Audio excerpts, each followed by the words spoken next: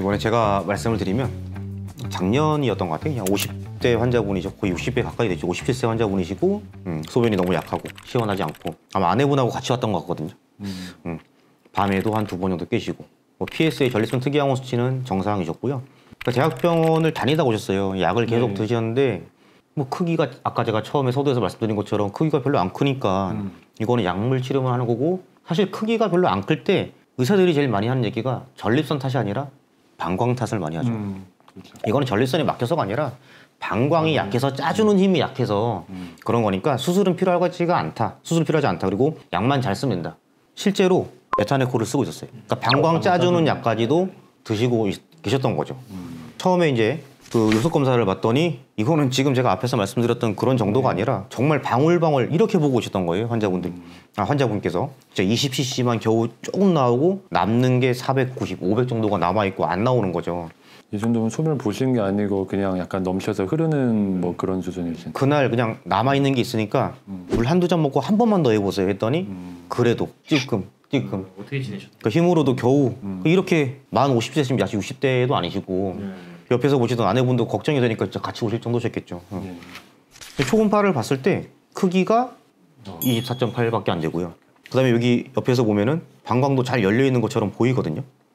근데 저는 제 눈에 들어왔던 거는 이 초음파에서 이 부분이죠.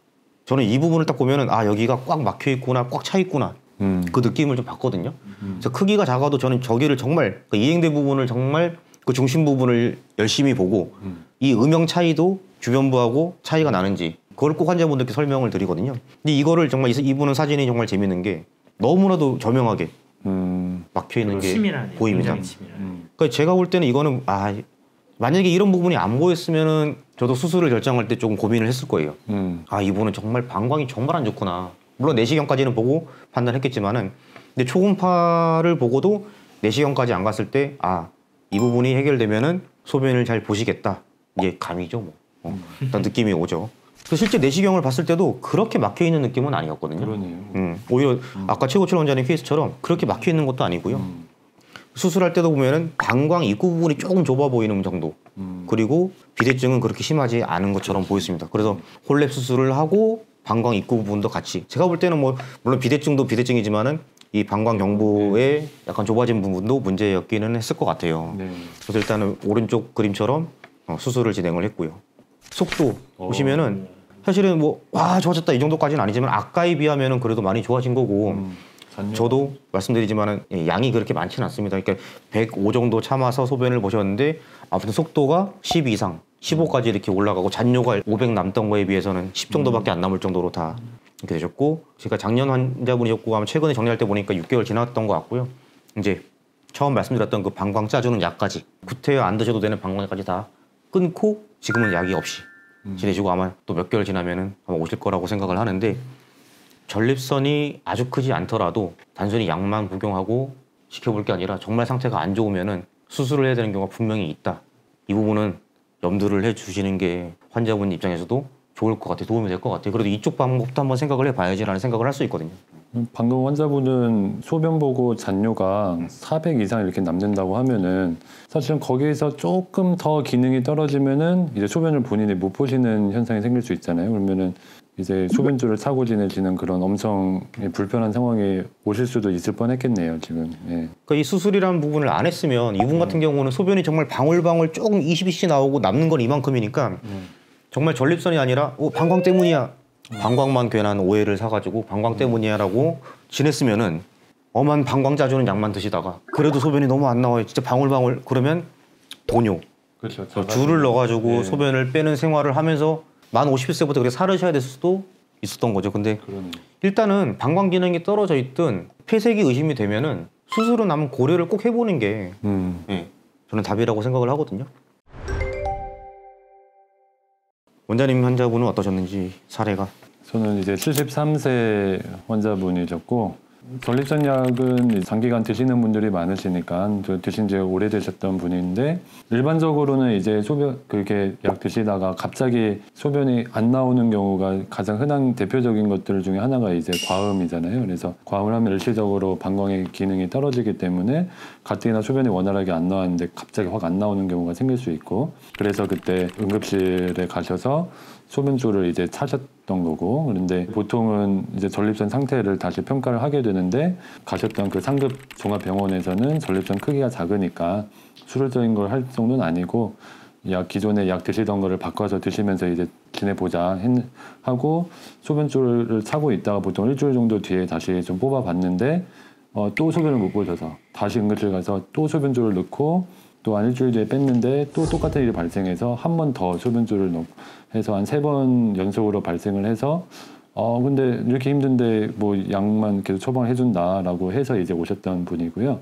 실제로 소변 검사를 했을 때 보시다시피 아까 이제 앞선 사례랑 마찬가지로 소변이 거의 줄기가 형성이 안 되고 이제 방울방울 떨어지고 있는 상황이었습니다.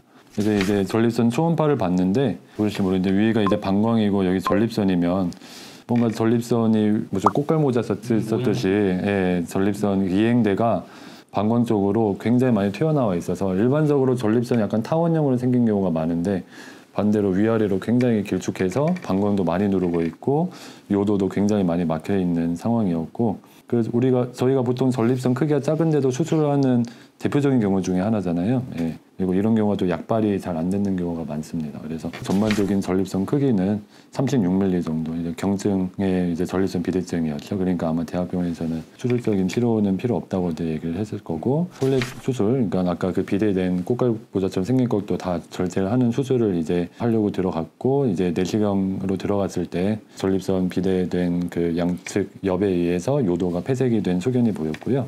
그리고 저기 중엽이라고 보통 전립선은 오른쪽 왼쪽 옆도 있지만 가운데 중엽이라는데 이제 세 군데에 의해서 이제 막혀 있는 분들도 있으신데 중엽이 이제 조금 더 지나가서 보이는 게 보입니다. 그리고 방광에 아까 말씀하셨던 육주화 같은 이제 근육이 좀 발달을 해 있는 소견도 보이시고 이제 다 절제하고 나서 뻥 뚫려 있는 사진입니다.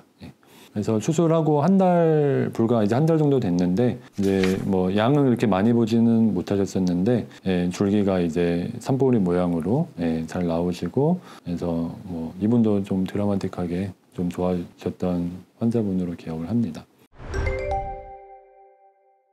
그러니까 저희가 가장 흔하게 보는 경우가 어떤 경우냐면은 건강검진 했을 때 보통 크기만 딱 나오거든요. 그치. 환자분들이 딱 결과지 이만큼 들고 와가지고 회사 몇 cc인데 지금 뭐 비대증 뭐 이 정도면 심한 거 아니죠? 뭐 근데 사실 이거보다 딱 말씀드리는 거는 크기만 볼 게 아니고요. 저희는 이 사람 얼굴 다 다르듯이 전립선 모양을 정확히 보고 그 모양에 따라서 다르다 그렇게 말씀을 드리거든요. 그러니까 수술 같은 거 검색해서 오신 분도 마찬가지고 그 모양을 정확히 보는 게 중요하다고 생각을 합니다. 그래서 오늘 내용 이렇게 정리를 해서 말씀드리면은 크기가 별로 크지 않다. 아니면은 이거는 뭐 약물 치료만 해도 충분한데 근데 직접 약을 드시는 분들 입장에서는 와 이거는 나 너무 답답하고 소변이 이렇게 약하게 나오는데 잔뇨가 그렇게 많다면서요. 정말 이렇게까지 걱정이 되시고 불편하신 분들이라면은 수술적인 방법이 무조건은 아니겠지만은 그쵸. 해결될 수도 있는 하나의 방편이 될 수 있다. 아무튼 저희가 다음 영상에서 이런 전립선이나 방광, 하여튼 배뇨 장애와 관련된 질환으로 다시 찾아뵙겠습니다. 감사합니다.